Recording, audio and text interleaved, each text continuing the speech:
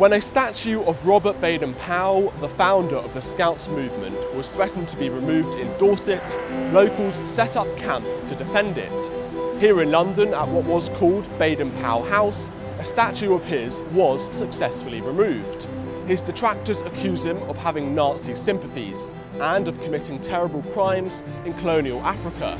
So, is it right to revere the man who set up one of the greatest youth movements worldwide, or should we remove his name from history? To find out more about the founder of the Scouts, I spoke to Tony Ransley, a scouting historian, who would be answering my questions around Baden-Powell's life and controversies.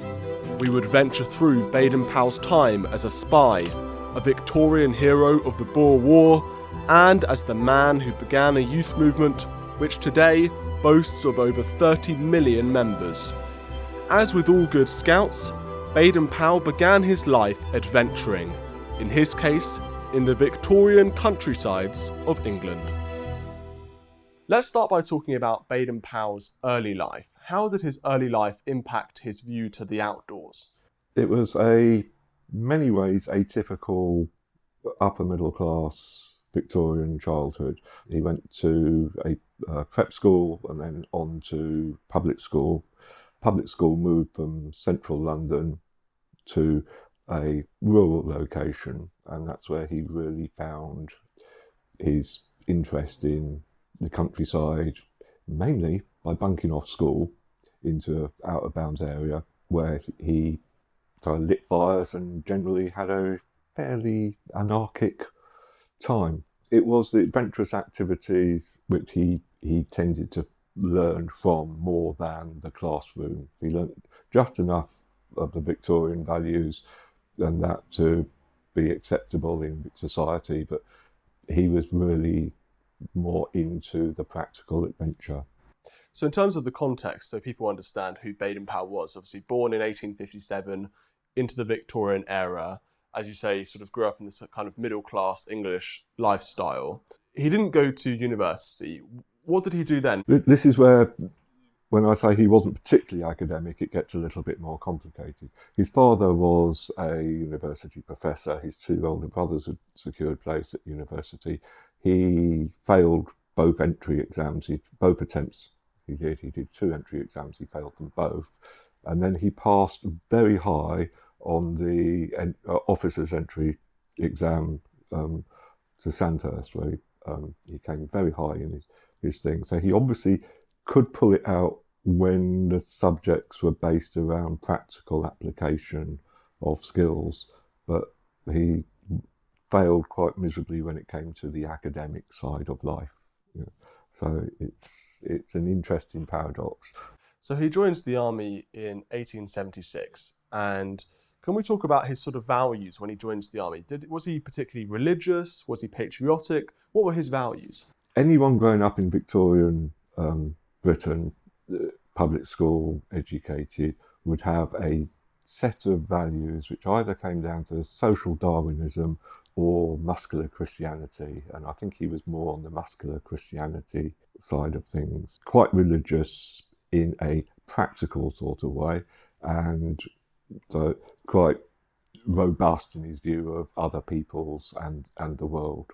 He viewed the British Empire as a civilizing force in the world, and he thought he had enough evidence of the behaviour of other European empires to think that possibly it was better for everybody if they were under British rule than, say, the Belgians or the Germans. One of the most fascinating things about Baden-Powell is his early experiences in the army as a spy. And he also obviously learns these key skills in scouting as well. So can you talk about that period of time when he was sort of spying in Malta and things like that? After an initial service in the army in India, he was recruited by a relative to be on the staff in Malta. And this is where it is alleged he started his spying career by taking private trips, often on his own initiative, to foreign outposts and recceing their defences and things like that. The famous story, which may or may not be true, was that he often pretended to be a butterfly collector and he sketched the maps of fortifications onto the pictures of the butterflies, so that when the guards came along and saw him, they just thought it was a mad, eccentric Englishman, of which there were many. So we're collecting butterflies. In terms of his learning those skills, which he would later publish in several books around scouting, can you talk about that period in his time in the army? His specialism was deep reconnaissance. He trained and training troops for deep reconnaissance missions, which was called scouting in those days, and his special forces work these days. He was a special services officer, which means special forces officer in today's parlance. He trained his men to operate in far smaller groups than was normal, be self-sufficient, and be stealthy, which was also not the normal for the Victorian army. They were still, because a lot of the people they were fighting were not as well equipped as they were still teaching musket drill when they were using modern rifles and things. He was one of the first to advocate that actually this was not a very good idea, and that men, even the private soldiers, needed to be trained to use their initiative and act on their own initiative rather than wait for officers to give orders. Let's talk about the reason Baden-Powell became famous originally, and this is in 1899 during the Boer War, and he has this fantastic defence of this village. So can you give people an idea of what happened and why Baden-Powell became such a hero in the British eyes? Baden-Powell was ordered to proceed to South Africa and raise 2 regiments of mounted infantry in order to basically conduct guerrilla warfare against the Boers. He put the first group, the more experienced ones, under Colonel Plummer and sent them out to outside Mafeking, and he used the 2nd Regiment, the less experienced bushfighters, to garrison Mafeking. War was declared. 7,000 Boers turned up at Mafeking, which was strategically important and emotionally, psychologically important. So he had these inexperienced troops going up against some of the best light horse in the world, and he thought the best way he can use inexperienced troops against the Boers would be to provoke a siege. So he entrenched himself at Mafeking and made the Boers fight on his terms rather than their terms. So the siege lasted 217 days, and Baden-Powell, this is a really interesting time for him because he starts using those innovations, those sort of reforming acts in practice in real life. Can you talk about some of the interesting tricks he did to confuse the Boers, etc.? Well, there was a lack of barbed wire, so he kept the Boers at a distance by rifle fire and things like that. But he also had his men hammer stakes into the ground and then put string with bits of tin to reflect it along the stakes, and had them climb over the bits of string as if it was barbed wire. After getting rid of an enormous supply of dynamite in one go at the beginning of the siege by leaving a railway truck outside Mafeking with a Union Jack on it and a few firecrackers which went off when the Boers approached, they all opened up on the wagon. It happened to be full of several £1,000s of dynamite, which went off with quite a satisfying bang. Discouraged incursions before, but it also used up all the supply of dynamite because there had been a miscommunication, and they'd virtually taken the whole lot, and there was only a couple of sticks left in the store. So he had people bury biscuit tins very carefully and very gingerly, and then he exploded one to give the impression that the biscuit tins were mines and that the entire area was mined.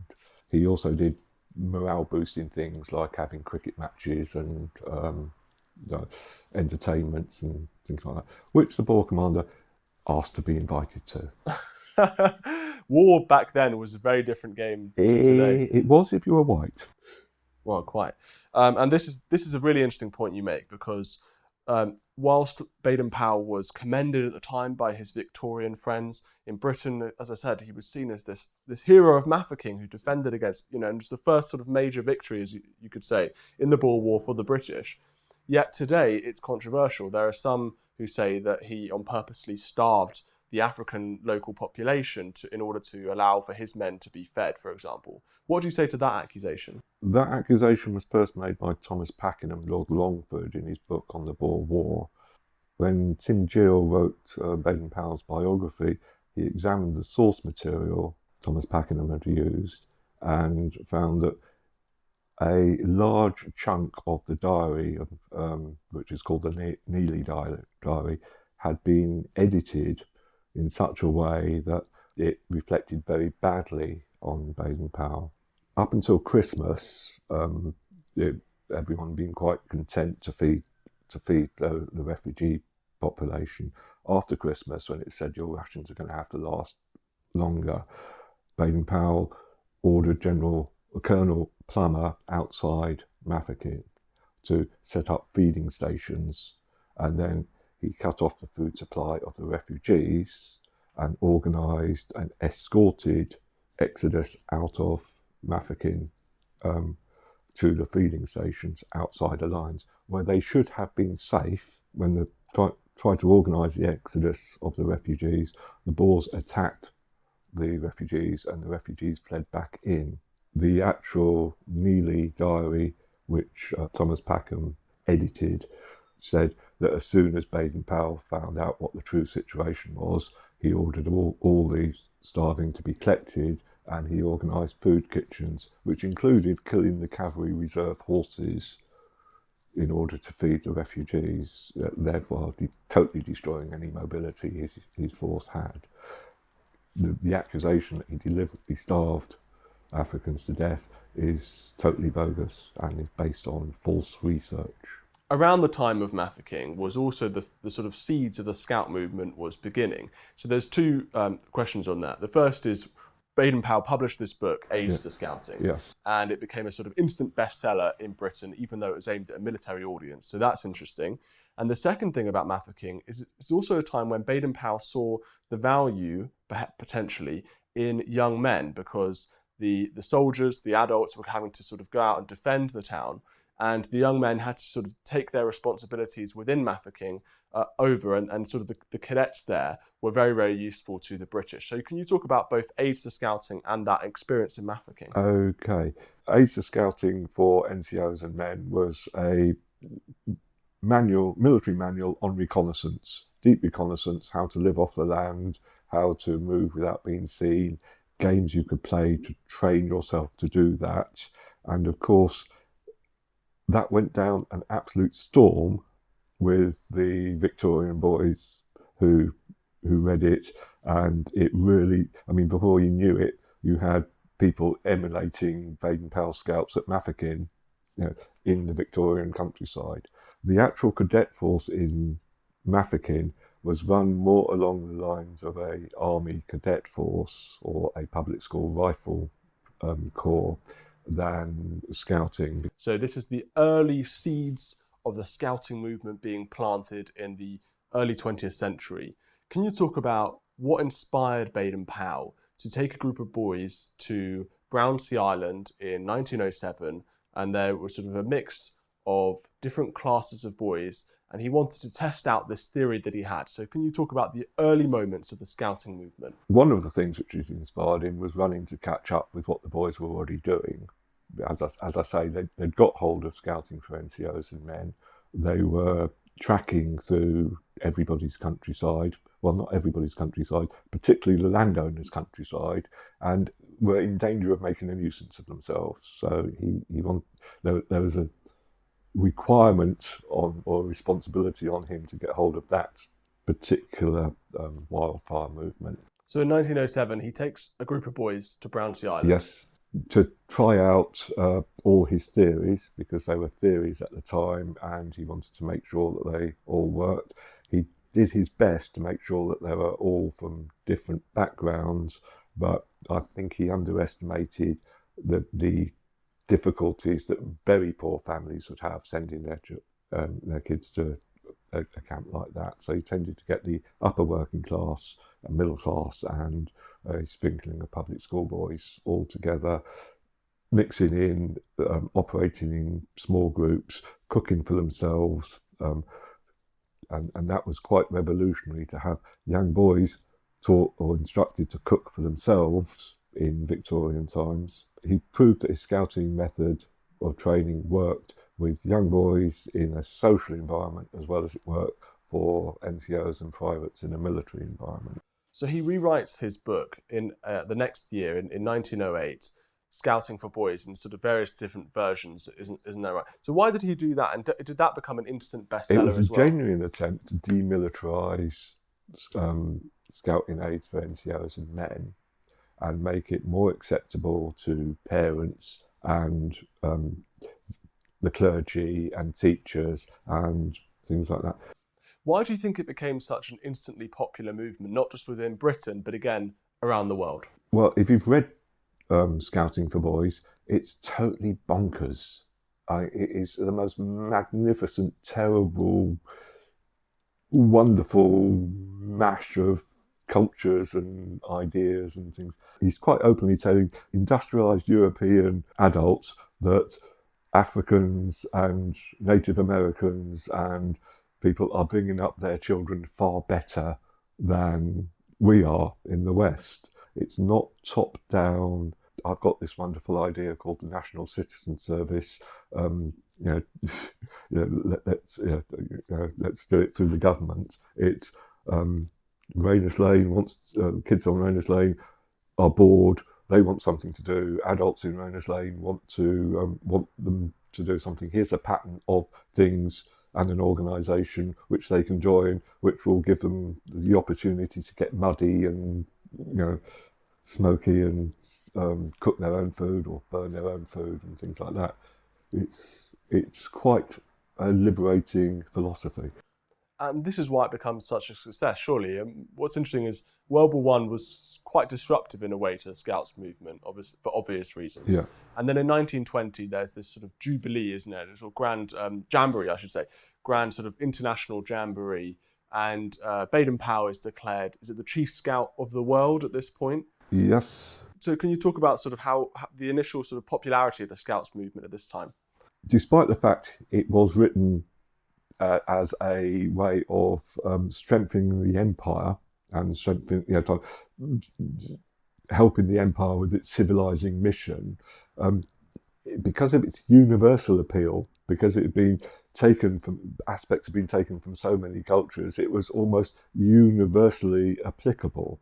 So, just as scouting for NCOs and men had started a wildfire movement amongst young people in Britain, Scouting for Boys had started a wildfire, or translations of it had started a wildfire movement in all over the world, partly because it was good for things and partly because the authorities, the church and that, saw it as an alternative to communism, which was rising up at the time. And there's always been a issue between communists and the Scout movement, because the Scouts were one of the first successful international movements, and the communists had to come in with guns and take over places at the point of a gun to get their philosophy.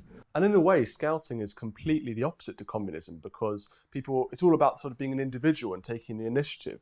And at the time, this is a really interesting discussion to be had, because in the 1920s, 1930s, you had all these radical ideologies around the world which are spreading. So communism here, you've got fascism there, and obviously Baden-Powell is right within these controversies at the time. So let's talk about his links with fascism, which is one of the main reasons why people today are trying to cancel Baden-Powell. Okay. So we come to the early 1930s, and I want to quote from Powell's diary when he meets Mussolini in 1933, and he describes him as a small, stout, human and genial. Told me about Balia and workmen's outdoor recreations, which he imposed through moral force. Tim Gill, the author of the biography of Powell, described Baden-Powell as having a distrust of communism, which led to his implicit support through naivety of fascism. Do you think that Baden-Powell was a fascist? Let's go back to 1918, before the first international Scout Jamboree. There were two forces at work within Scouting. There were the internationalists under Hubert Martin, and there were the folkists or Volkists under John Hargrave. Now, John Hargrave was a a young, charismatic scout official who was head of woodcraft training at Gilwell Park, the Scout Training Centre, and he was very much into the German one.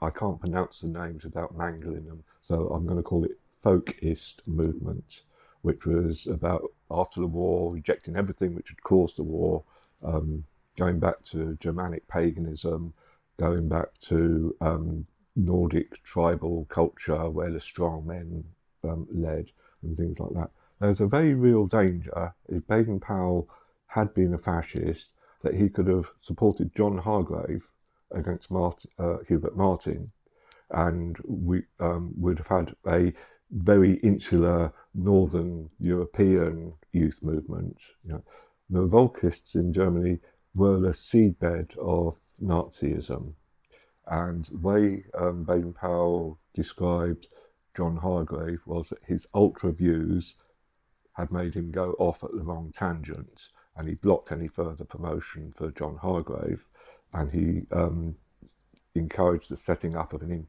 international committee under Hubert Martin. So even at its seedbed, Baden-Powell had rejected the first signs of fascism within the Scout movement.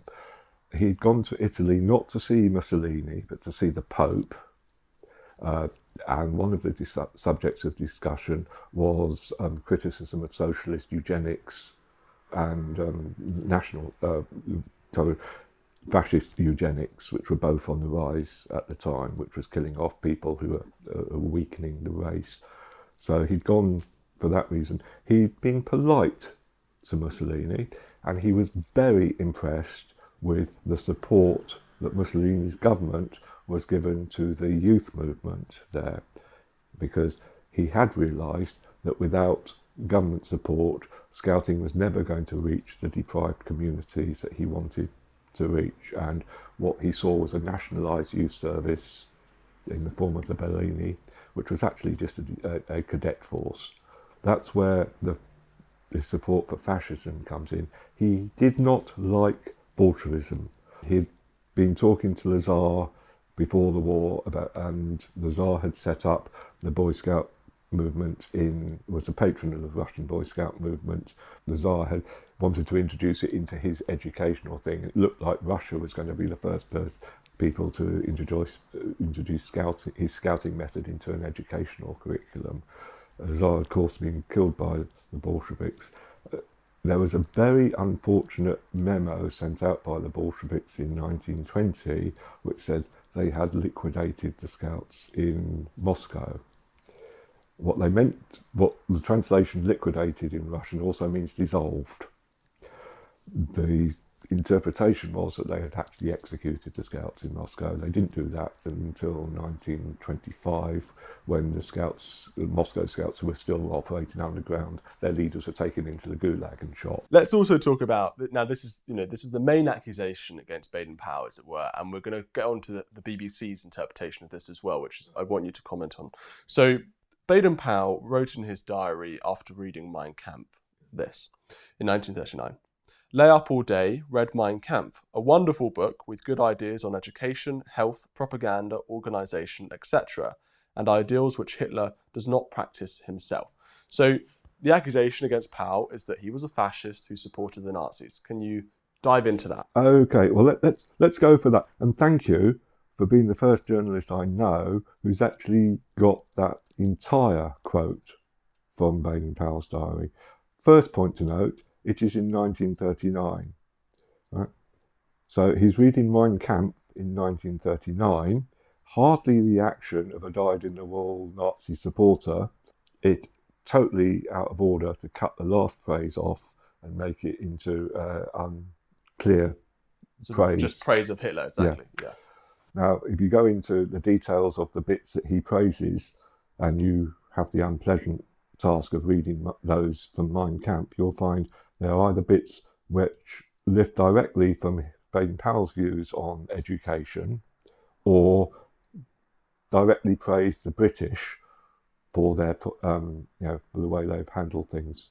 So there are other accusations to do with Baden-Powell and the Scouts' links with the Nazis at the time. So there's talk about Baden-Powell meeting Ribbentrop, who was the Nazi ambassador, the German ambassador to Britain at the time, and liaising with other sort of leaders of the Hitler Youth at the time. So can you talk about his connections, Baden-Powell's connections with the Nazis, other than this one quote about Mein Kampf? Okay. Well, this is taken from where I can see from a radio broadcast, the BBC document programme Camping with Hitler, and that is allegedly about the British Boy Scouts' friendly relations with the Hitler Youth and an exchange trip which happened between Tamworth Boy Scouts and the Hitler Youth. It does not mention the policy of the Boy Scout movement at the time towards the Hitler Youth, which was formulated in 1935 by Hubert Martin and said quite clearly that contact between the Boy Scouts and the Hitler Youth is undesirable. And a year later, they issued an edict which said Scout associations must not invite Hitler Youth to visit other countries. So there was a embargo, a boycott of activities with the Hitler Youth going on from 1935 to 1945, when the Hitler Youth was finally destroyed. What Baden-Powell was doing was arguing the generally held view in Britain at the time that every effort should be made to avoid war with Germany, and that after the success of the Olympics, that possibly the Scouts should consider establishing friendly relations with the Hitler Youth in order to build peace. Hubert Martin stuck to his guns all the way through 1937 and 1938 until he finally died of cancer in 1939. The only concession that Baden-Powell managed to get after Hubert Martin had resigned was a very brief concession that any Boy Scouts visiting Germany could wear their uniform in Germany, because up until then they weren't allowed to wear uniforms in Germany. BBC appears to have got hold of a peace and friendship visit from boys in Tamworth who the Scout leader wanted to take on a youth exchange but had been refused permission because of the boycott. It is quite clearly stated in the local paper that these boys were not travelling as Boy Scouts but as individuals, but the BBC has ignored that, as it has ignored the Scout Association policy in order to link Baden-Powell with being a fan of Hitler who organised exchange trips with the between British Boy Scouts and the Hitler Youth. I'd like them to explain where their source material for that accusation is, because I've written to them several times and they have not answered my question. Recently, a Labour parliamentary prospective candidate, accused Baden-Powell of being homophobic and of having Nazi links. So what do you talk, we've talked about the Nazi links, what do you talk about on this accusation of homophobia? It's very difficult to defend someone born in 1857 against the accusation of having Victorian values. And homophobia was a Victorian value which, thankfully, we have progressed from. Let's talk about Baden-Powell's legacy. And towards the end, so he dies in 1941. He goes back to Africa in the last few years of his life. And at this point, where is the Scouts movement at? Is it a global movement? Is it significant? It is the biggest voluntary co-educational youth movement in the world, but including, if we include the guides, by far. It has brought millions of young people together. It has helped the lives of millions of young people. Boy Scouts were on the first civil rights action, the Silent Parade in New York against lynchings, and they were distributing leaflets there explaining what the parade was all about there. They fought a decade of political and armed resistance to the Nazis during the Second World War. Boy Scouts committed the most successful sabotage raid conducted by the SOE against a heavy water plant at Telemark, and they were intimately involved in the largest resistance action in the war the Warsaw Uprising, where they formed some of the best fighting units that the Home Army had. We will always, hopefully, stand up for the Scout principles of respect and friendship and courage. Against all of the accusations I've made against Baden-Powell in this interview, what can you offer as his overall defence as a man, as a human being? He was a very complicated man who had several very successful careers over a large number of years, and showed at least a learning arc, going from wanting to make the empire pay in his first writings to wanting the empire to do the best for all people of any colour. So there was a learning arc. It wasn't the smoothest learning arc in the world, and it wasn't the most easily identifiable, but his legacy as a youth worker is absolutely immense in the world, which is possibly why there's so many people out to bring him down.